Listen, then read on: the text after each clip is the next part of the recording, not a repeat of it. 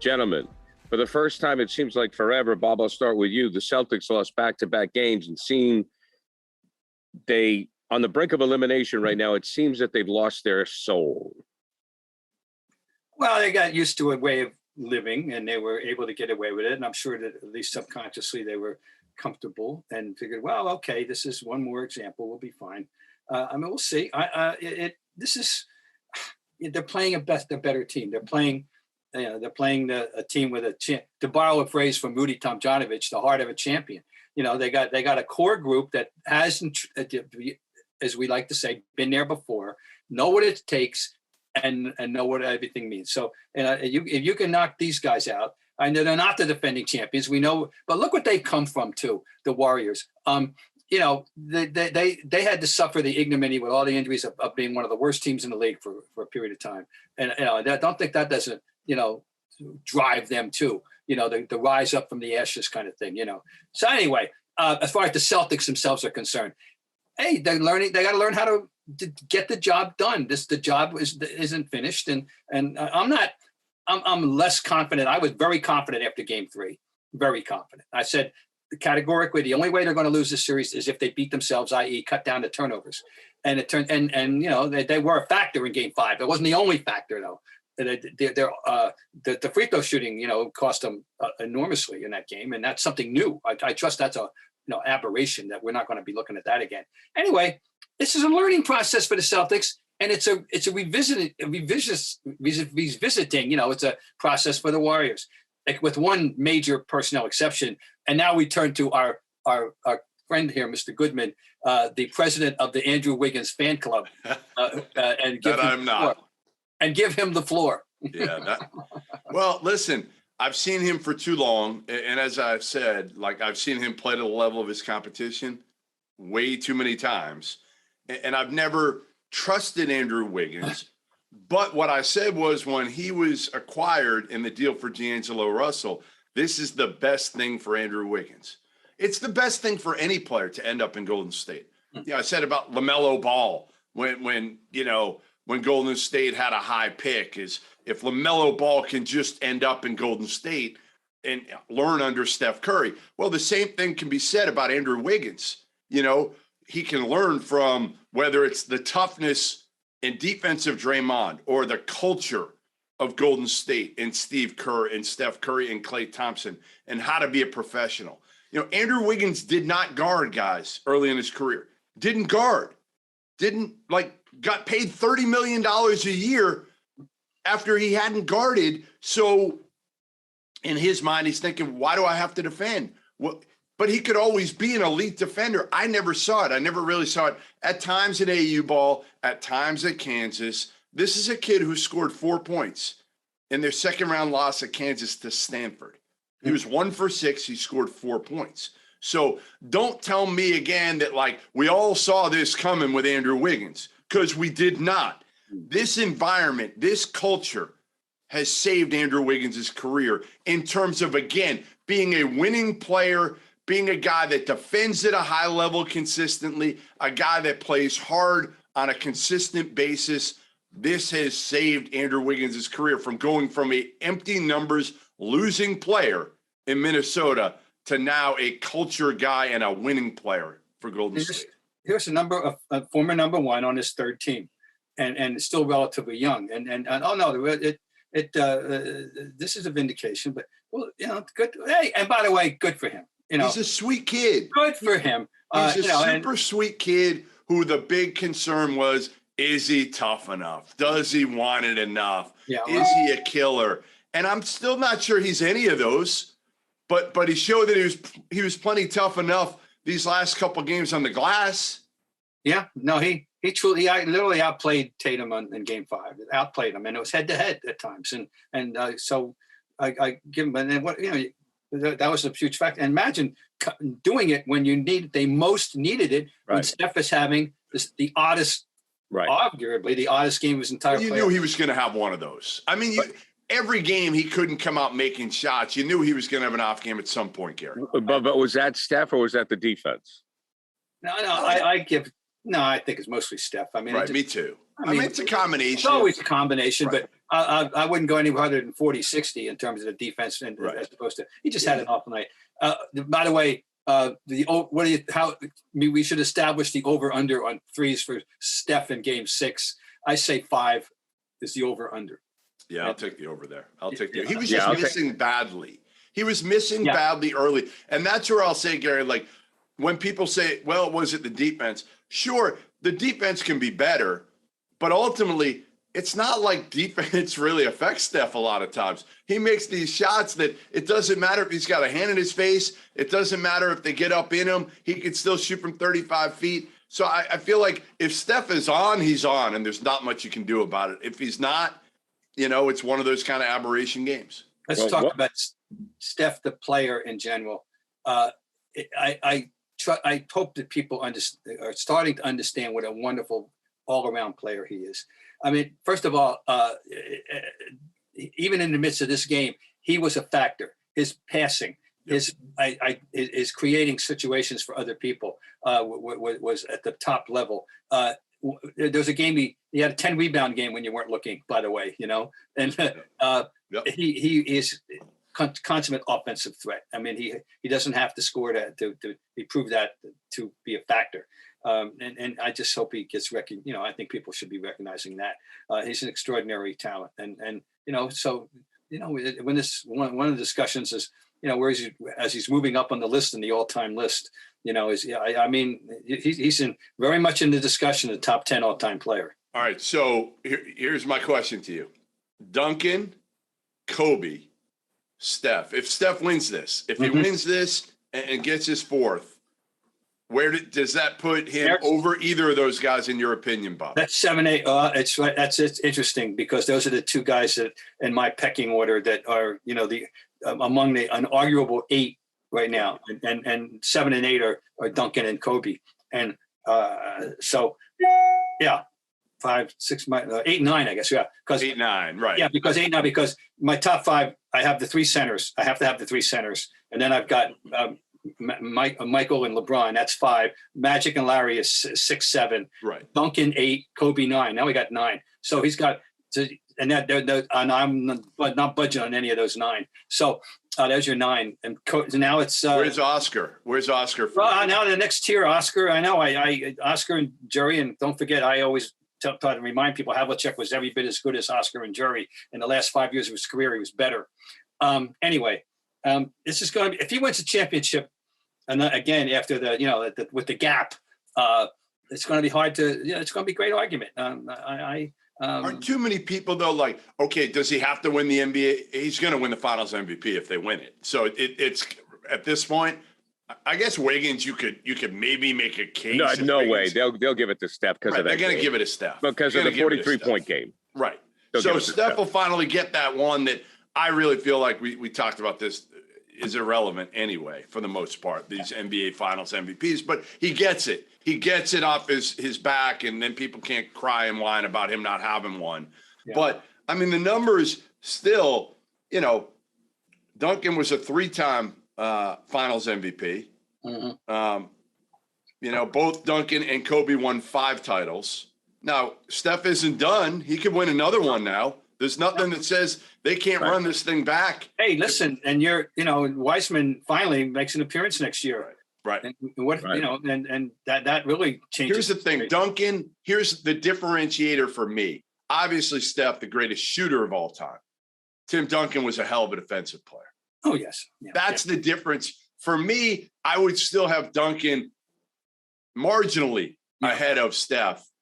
And Kobe, Kobe, I fight with myself on this, on the whole Kobe thing to me. Because, again, he was so much fun to watch and he captivated kind of a generation because of how he played. Now, Steph has too, just doing it completely differently. He's the most popular player in the league right now. Popular. I mean, but among the people, as I kidding, we wrote the column 3 months ago. He's ruined basketball. And what I mean by that is he's influence. He is. And here's an interesting thing. Now, does this factor in anyone's consideration when we're making these lists? Okay, he's the most influential player of the 21st century. Influential. No doubt. No, because he is completely glamorized the three at a level that it did not have. He has glamorized the three and more than any individual since the institution of the rule. And that's the fact. And means he's being imitated by the youth of America, and Canada, and probably Spain and Italy and Nigeria. It doesn't matter, wherever basketball is played. He's the symbol. He is the human embodiment of the 3-point shot. Is Steph Curry? That's influence. I mean, it's one of the handful of most influential players in the history of the game. I mean, I have my own list. Russell, what he meant to the block shot and made it an art form and got people thinking about how to utilize that. And Elgin Baylor, who invented modern individual basketball. Moves that did not exist before Elgin Baylor, that everybody just does routinely now, but they didn't exist before Elgin Baylor. And then you got a big gap in terms of influence till we get to Steph Curry. We've had great players, of course. Michael's a great player, but how do you imitate that? And Kobe was the closest thing to Michael, and Magic. Now there's one, but he hasn't been. But we haven't had no one's ever been Magic at 6'9". We haven't had that level of point guard, that type of guard. So Magic stands apart. But this guy. What about this, guys? What about this? And I know it's kind of a different question on this, but if you're going to pay money, because we don't pay money generally for watching games. We've been fortunate that we get paid to watch games. But this is kind of how I look at it sometimes. Like, for me, the one guy right now in the NBA and the one guy for the last few years, even over LeBron, that I would pay money, I would take, and I did it. I actually did it this year with my daughter. I paid a decent amount of money to watch Steph Curry play. Oh, sure, sure. Well, how about this, Jeff? I mean, take a look. I understand what Bob's saying. When you take a look at Tim Duncan, the big fundamental, I think he made Pop a Hall of Fame coach because he set the tone for the room. And you had to go through Tim Duncan. So I think that Tim Duncan is a more valuable player than Steph Curry. But who would I pay to see? Right. It's easy. Steph. Well, Steph. Well, the nickname is so classic. I don't know who gave it to him. Duncan. Oh, fundamental. Yeah, the big fundamental. Right. Right. He was a fundamental, tremendously sound and efficient basketball player at both ends of the floor, as Jeff points out. Right. I mean, and so, yeah. Would you pay to see Steph or Magic? Oh, yeah, I want the threes. Who are you paying money to see, Steph or Magic, in their heyday? Don't take into account that we haven't seen Magic play for years now. It was Magic coming down the court on that fast break and that look away pass, and that I may have to I wouldn't mind seeing that again. I wouldn't mind seeing Magic with Worthy and Cooper flanking him and I'm a little partial there, and no, that's no. You're partial because you don't like the three. You don't like the threes. I mean, so that's to me. That's to me. You want steak or lobster. I mean, it's no. It's. Well, that's the thing. MJ, LeBron, Bird, Magic, Steph, are Kobe. Probably 6 guys that you would pay money to see. Right. Well, here's the thing about Magic. To Bob's point. I love the three. I mean, I love the dagger of the three. To me, being a movie guy and a film guy, the drama of it all, how, to Bob Ryan, is a movie connoisseur, it's page 90, Bob, all is lost, right? You need the big moment. And here comes Steph and he nails the three from half court, right? Yeah. It's the dagger. The bad guy's dead. Boom, game over, roll the credits. But I missed the fast break. There's nothing more beautiful in basketball, from the rebound to the outlet to filling the lanes, when the ball doesn't touch the floor. The ball doesn't touch the floor. And the Lakers did that better than anybody. I'm sorry, even better than the 60 Celtics. No, the Lakers, that's showtime. I got it. I would kill to see that fast break again. Because of Magic. Because of Magic. Right. So I mean, we got to get to Tatum here, fellas. I want to tell you one. Go ahead. You open the door. I'm going to tell one little story. Go ahead. Okay. The most amazing fast break I ever saw in my life. One specific fast break. The Celtics are playing the Warriors in Oakland in 1972 in December, the year they won the 68 games. And Nate Thurman drives the left baseline and Cowens goes up and blocks the shot with 2 hands. Okay, he cups it with 2 hands. Before he hits the floor, he flings an outlet pass to Havlicek, who then flings a pass to JoJo, who lays it in at the other end. The last time the ball hit the floor was Thurman's last dribble. That's amazing. And I've never seen a play like that again. I love it. I love that stuff. And you may never see a play like that again. Now, Yeah, they lost that game on that road trip. They were 5-2 in that road trip, and that's one of the losses. In fact, I didn't even know the score. It's 115, 112. Of course you do, Bob, because you remember everything. To Tatum, Bob, Jeff Goodman has kind of, Goodman, he knows people. And he's kind of been sniffing around. And I texted him the other night, and I said, is Tatum hurt? We'll get to Jeff in a minute, but what do you think? Is he hurt? That hasn't crossed my mind too much watching what's going on necessarily. I don't know. No, I don't know. I don't know if he is. I mean, but that's not something that crossed my mind. I don't know what, led you to that, what particular play or lack of whatever he's doing, I mean, So what's going on with him? Well, I think he's under a lot of pressure to produce. This is a final exam. They've had a lot of exams. This is the final exam, and it's culmination of a year and a process. The process, 5-year process for him. The year and the accolades that he's gained, and he wanted to be first team all. He was angry last year. He thought he was overlooked, and this year he got his reward. He was first team all league. But he's answered the test in the first 2 series, the first 3 series, very well. And he held his own and outplayed Antetokounmpo. He outplayed Jimmy Butler.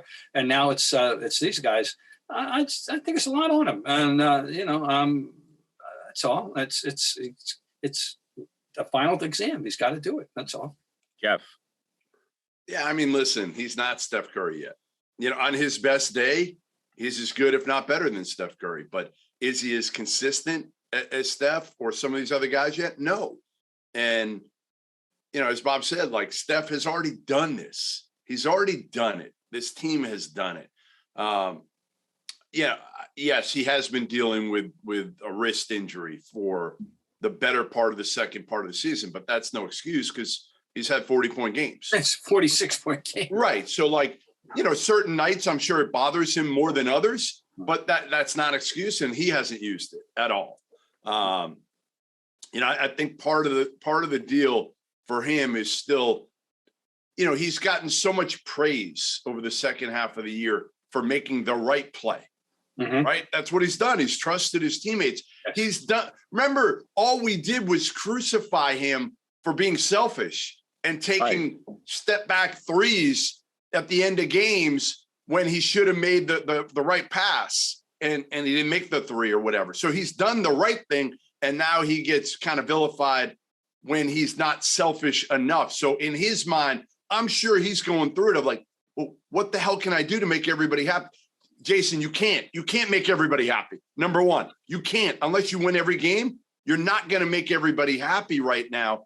Make the right play. But yes, at times you've got to channel your inner Kobe, and you're not Kobe, and you don't have that mentality, but you try to get a little bit more every year so that you can be a little bit more of an MFer when it matters at the end of games. Yeah. I want to interject here real quick, Bob, because I think, and I'm sure in your experience, you've seen it. To me, it's knowing when to step on the gas, and he doesn't know it yet. And I think that's what, like Steph knows when I got to take over a game. So I don't think Tatum knows yet because I just think he's learning, and it may cost him the series. I don't know. I don't think he knows when to be a ball hog and when not to be a ball hog. I think it's as simple as that. This is a reality. Look, when you have the kind of raw skill talent that certain people have, and it's almost being the burden of too much talent. I use this a reference all the time with regard to Michael and LeBron, because they're very much part of this discussion. In my judgment, Michael Jordan, who could get a shot off anytime he wanted, at any time, go to the basket anytime he wanted, individually.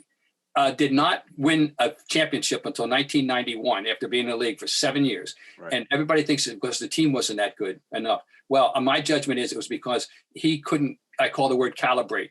He needed to figure out the balance, to calibrate when to, just what you were talking about, Gary. That's a hard decision. It's a subtle thing. But it has to do with trust too. Until he trusted his teammates. I keep saying he wouldn't, the passes he made to John Paxson and Steve Kerr that won championships for their jump shots, he would not have made in 1997 or 8. He would not have made that pass. Okay. Now, conversely, LeBron James, through 2011, when they screwed up royally against the Mavericks, I resisted at the time the idea that he was shrinking from the ball. Well, he was. It turns out something he got a catharsis out of that. He learned ever since then. He started to figure it out. Just what we're talking about, how to take over factor. It's not easy when you can get a shot anytime you want. But you have to remember that it's a psychology factor with your teammates as well as the technical factor, and it's not easy. And Tatum has the kind of ability, he can take that step back anytime he wants, and he can go to the basket.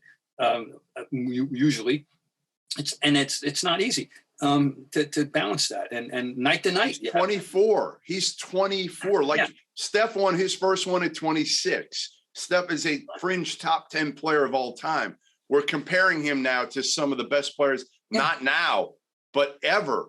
And I'm not sure he's going to go down as one of the best 10 players ever. I think he'll be a Hall of Famer for sure. I've said that for years. Yeah. But, again, the other part, guys, is they don't have other guys around him. Right. Who help him get easy baskets.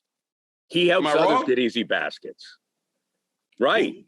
Who helps him? When do you ever see? Now, maybe part of that is on Jayson Tatum. Maybe part of that is on Ime to draw up something, getting him something easier around like I've said it numerous times through the postseason. When he's got a smaller guy on him, post his ass up. Post him up. Bingo. We remember some of the plays earlier in the season, these fadeaways from the baseline from like 12 feet. Like he could do that all day on some of these 6'3" guys that he's, switched up on. But they don't take it. And part of it is him. Part of it is him. Get in the post and call for the damn ball. But see, this is what back to my argument about the curse of the three. It's not part of the thinking of anybody from the top down. Of course, this isn't the game he's learned to play. Right. It's the game back in St. Louis and AAU and right through North Carolina. Right through Duke for the 1 year, Yep. Yeah, it's just the game they've learned to play. By the way, gentlemen, Michael Jeffrey Jordan was 28 years old when he won his first championship. Right. That's what I'm saying. Right. Like, think about it. Now, again, Jayson Tatum's not going to be Michael Jordan. We know that. But, again, he's got time, and they're further along this year than anybody thought they'd be. And that's why I'm worried. See, I'm worried. Not worried, but I'm concerned if they go down, whether they go down at 6 or 7, if they do go down, and that people are going to overreact and get negative and not appreciate. Of course they are. What they just went through and how great it was. Of course they are. And then and wait a minute, folks. Can we rewind back to the middle of January? Can we rewind back to losing the 25-point lead to the Knicks? Can we rewind back to being 3 games under 500 when all this started? Please, huh? No, because I know. Look, Gary, you're right. Yeah, and that's what frustrates me about people. I mean, I'm all right. I'm just saying. I dread this. I dread the aftermath if they don't win this thing. Okay, but the one thing we do know, guys, that Brad Stevens is in 1 year. Brad Stevens and Ime Udoka have proved themselves to be the captains of the ship. Yeah. Right. Yeah. I mean, Brad made the moves. Like Brad took himself out of the gig. He hired the right coach. He made the right deals. So to stay on the positive end, regardless of what happens, Jeff, what Bob's talking about, you're in the mix. You're in the mix. They're in the mix. And here's the thing is that I thought going into the season, they were going to be at best the 4th best team in the East. Mm-hmm. Well, that's changed. I mean, that's changed regardless of what happens with Durant, regardless of what happens with Chris Middleton coming back from Milwaukee, with Miami. I mean, the Celtics, you got to, they are contending for the Eastern Conference Championship with Jayson Tatum at 24 for the next 10 years. Now it's up to Brad Stevens to continue to fill in around him, right? I mean, because that's what they've done in Golden State. The only thing I'll say to that is, yes, they're in the mix, but you could easily go from being the best team in the East to the fourth best team in the East again next year. Easily. Right. But I thought they would be at best the fourth best team. I mean, obviously it's competitive. There's no doubt. But Brad's got to add players, right? Well, you're hampered. I mean, you don't have a ton of money here to add you probably have one significant player, and significant doesn't mean Bradley Beal. Significant means like a piece. And the positive now is you might be able to get an older dude who wants to win a title and accept a little bit of a role. Maybe on the team. Like, hell, if you had that shooter, if you had that guy, go ahead. I'm sorry. They need a guy who can shoot, because here's the problem. The problem has been with Tatum and Brown. Every time they put the ball on the floor, there's guys ready there to swipe it, because know they don't have, especially Jalen doesn't have a great handle. So if you add a pure shooter that you have to respect, you're going to open up more space for those guys to be able to operate. Which Bob, to Jeff's point, if they can get a veteran for low money next year as a pure shooter, if they had that veteran now, maybe they win Game 5. Oh yeah, in the fourth. Hell, Game 5 was winnable, obviously. Totally. That's what I'm saying. It's like if you have your downtown Freddie Brown of 2022, maybe you win that game, Bob. Well, yeah, if you had Eddie House back, sure. But that kind of guy, I've been screaming for that kind of guy for, obviously we've seen, Peyton Pritchard, is our only answer. He's fine. I'm just saying but that's where we are. Right. That's the fact. Yeah. You're right. And it's not inconceivable that Peyton Pritchard scores 10 or 12 points that are crucial in a Game 6 victory at home tomorrow night. It wouldn't shock me at all. You just can't count on him. That's the problem with Peyton Pritchard. And the bottom line, too, and I know everybody was talking about this all year. Well, Peyton Pritchard, he's really good defensively. He's really good. When Jordan Poole sees Peyton Pritchard, his eyes light up, and that's when he's scoring. That's when Jordan Poole is going off. By the way, I hope that Jordan Poole has reached his quota of buzzer-beating shots. Yeah. I mean, one is okay. He's done this twice. At Michigan, too. He's done it at Michigan, too. Is that right? Yeah. Oh, yeah. He's done this a bunch. I mean, I almost fell right out of the chair the other night when he hit that bank that one at the end of the period. That really, and I don't, you know me, I don't believe in momentum, but that was momentum. That hurt. That hurt. That had to give the Celtics a down feeling walking back to that huddle. I want to talk about not necessarily the last game, but I want to get back to Game 5 in the fourth quarter. After the game, Marcus Smart and Derek White were basically saying we're standing around and we're not moving.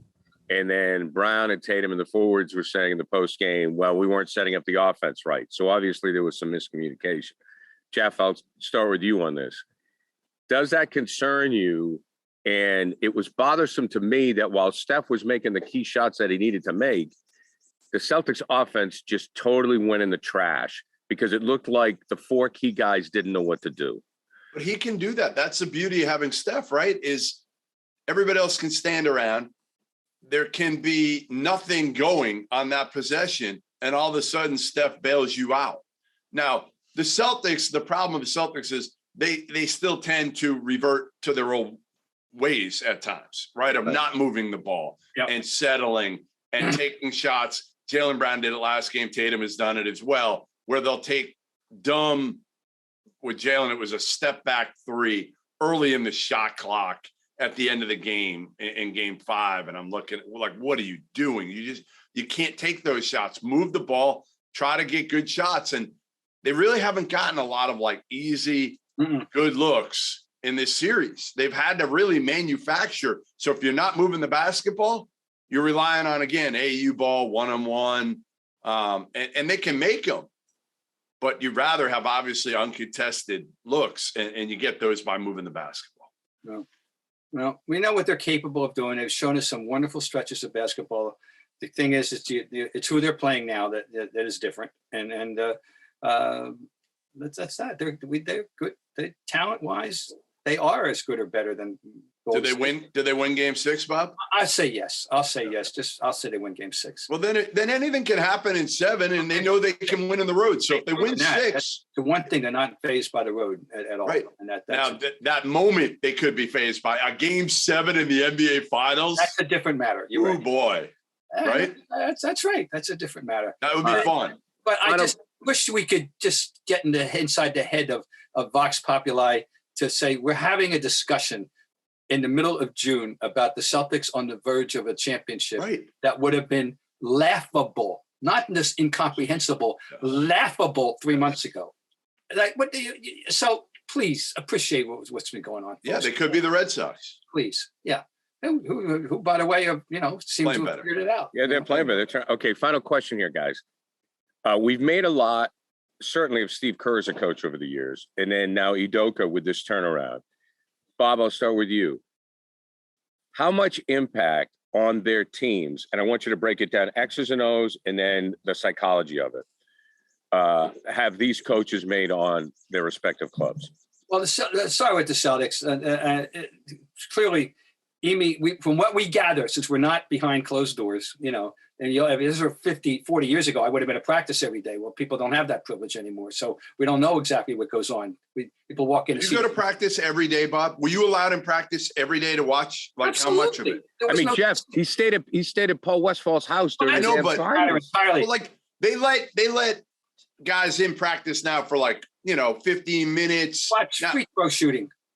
Now, how long were you allowed to be in practice? Oh, practice. You walked into the gym at an hour before practice, sat down in the locker room, chatted up the guys, chatted up the coach, walked out, watched practice, and then went in with your notebook and then did your work, after. But beforehand, you schmoozed.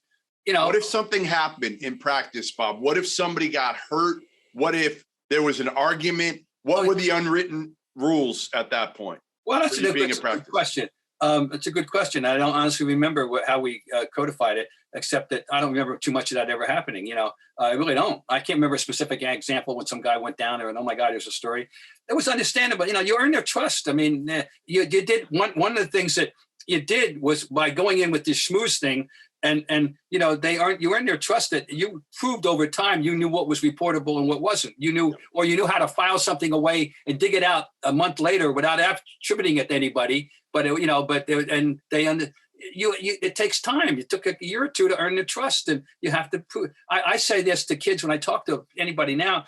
You're as a beat person. I don't care what sport you're talking about. I don't care what level you're talking about. College. You're talking about pros. You're a salesperson, and you're selling the product. You're selling is you, and you're selling yourself to the players, the coaches, the administration, and in college, the AD.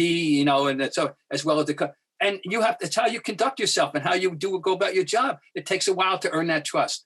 But we were allowed in practice. Yes, I went. That's unbelievable. I've been allowed in college practice. I remember being in an Illinois practice. Bruce Weber was a coach, and I forget who the player was, went down with an injury. And obviously I didn't report it because I was allowed in as a national guy when he didn't allow. I knew the place, I knew the place. And so I'd watch a game and I'd see what players called. Then I could watch the defense and see who defended well and who didn't and who knew what the hell they were doing. And I knew the plays, it was just an utterly different world, utterly different circumstance that we lived in. Yeah.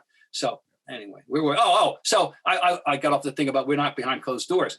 Obviously, Emi's approach, we've told he coaches harder, without being obnoxious, without being Bob Knight, he coaches and holds them, quote, accountable. And I guess even Brad recognized that they need a different voice than mine. I don't know if Brad recognized the guys. I think this was given to Brad. Okay. Again, I still don't believe that this was Brad Stevens all of a sudden going in to management or ownership and saying, hey guys, you know what? I think it would be better if I become GM and you bring in another coach. Come on. But they're benefiting from you. Clearly they're benefiting. Totally. Whatever it is. And remember this, I said this countless times. Before the season started, I said, I have never in my life in the NBA and watching it up close and personal since 1969, heard a rookie coach was yet to coach a full season game, regular season game, praised universally by the outside world as extensively as Ime Udoka was. Now you know why, Bob. Well, I'm saying. No, I'm saying. So I said at the time, I hope the fans here don't think he's going to enter the Garden by walking across the Charles from the Cambridge side, Well, and then, of course, in the middle of January, the thing is, what's the fuss, right? But I've never heard a coach so praised as Ime Udoka was by the outside world. They got the right guy. Well, you're going to love this guy, blah, blah, blah, blah. Well, okay, so now we're seeing it. And now as far as Steve Kerr's concerned, he's just obviously proven to be the right temperament for those guys. I mean, and, I love both of them. I love both these guys, Gary. And I've known Kerr forever. Well, not forever, but he went to Arizona. I went to Arizona. So I know Steve fairly well.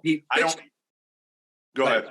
He fits a particular profile for the potential of a successful coach in that obviously clearly a bright guy. We know that. They got a very, very bright guy, but a successful player without being a superstar, a player who had success, earned wings, but was an auxiliary player. He was a role player, max. He was a great shooter. That's what he was out there for. He understood his role, and he knows what it's like to sit on the bench and yearn, and he knows what it's like to. I mean, he just understands the full scope of what an NBA player could be, and that's a great niche to occupy if you combine it with the right brain power. When you understand how the stars think as well as how the subs think. And when you can find a guy like that, you're very lucky. And he's like the exhibit A of that kind of guy. Got to have a former player, I think, as a coach these days. More and more, they seem to think that that's the way to go. That's where Brad to me early was fine, but then when you don't keep winning, if at some point you're underachieving, I think today's players will look at a former player with a whole lot more respect. Darvin Ham being an example now in LA. We'll see if Darvin Ham is the next one up in that regard because he fits that playing profile. I'm not saying it'll always work, but I'm saying when things go awry, I feel like the superstar is going to look at a former player and say, all right, you know what? He wasn't at my level, but at least he played in the NBA, where you're going to look at Brad Stevens and say, he never even played. He didn't even play high Division I college. No, I played at DePaul. Right. So I think Ime, to answer your question, Gary, X's and O's, I think Ime has been very good, but that's secondary to me in a lot of ways. That's secondary. You had to get these guys to buy in and play together in order to be able to get to that point where X's and O's even mattered. And now, I would love to chart or to have somebody chart. This would be really, really interesting. How many passes Jaylen Brown and Jayson Tatum made to one another in the first 50 games and then over the next 50. I would love to see that number. 3-1, whatever. Right. Probably. Yeah. Maybe more. Yeah. You know what? Guys, thank you very much. If I were Ime, what I would do? One of the things I would do prior to Game 6, I would rewind and show them, guys, I just want to show you something. The last 10 seconds of Game 1 against the Nets. Yeah. Right. Hey, guys. Yeah. Remember this? Remember this. Right. Okay. I'm just saying. I'm not going to say anything. Just remember this. Yep. Hey, Jalen, remember this? Marcus, remember this? Jason, nice cut. Remember this? Good note to end on. Jeff Goodman, Bob Ryan, thank you very much. We'll talk to you again next week. Again, Ryan Goodman, Tanguay along for the Ride podcast. Gentlemen, enjoy the rest of the series.